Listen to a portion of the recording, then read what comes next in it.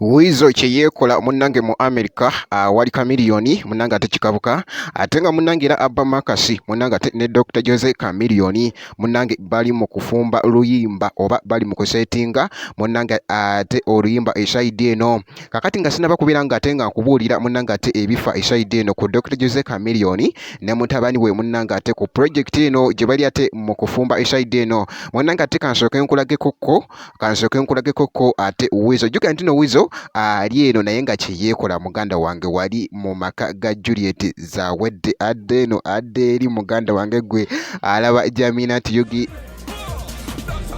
Hello, it's your boy Wizo Maniza ndani ya nyumba. America is alright. Everything tick, everything Nike. God of the devil. Tagwako bisesa muganda wange era nga betulabaawo mwananga ate ku katambi akakutteyo ennyo wali ate ku mukutu ogwa TikTok nga katambulidde ddala okukamalako obumazi era nga bwolaba awo mu katambi Wizo engeri kyabadde yeekolamu ebintu bwe kityo.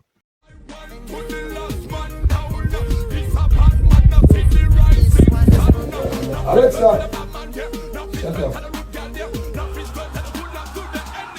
Naye nga bwekityo munnange ate bwe kitambudde esayidi eyo kakati munnange awo nga nvuddewo ndi eno esayidi munnange ate information njikuwa wali efa mu America ku Dr. Jose Chameleone kakati munnange mwana mulenzi munnange Abba Makasi munnange avuddeyo wali nassa obubaka munnange ate ku mukutu gwe munnange ate ogwa Instagram era nga n'alaga nti no wali munnange ali munnange ate mu kusetinga oba bali mu studio wali ali mu kusetinga oluyimba munnange ate lubagenda okubeera nga agenda lukola ne daddy we jjuka nti no kakati nga wetumanyi nti no Chameleone ali ku kitanda era nga womanyi bakozesezza obukugu obw'amaanyi ennyo okulaba nga Chameleone nga newaba tazze mu studio wali ate baba bakikwasaganya wali bakwasaganya amaloboozi okuva wali ewa Dr. Jose Chameleone ku kitanda ku wali munnange ate amaloboozi ako ne gawoolezebwa ate mu studio era nga betulabaawo munnange abadde nga bali mu kufumba oluyimba olwo era nga bolaba munnange studio awo nga bwatulaze bwebadde efaanana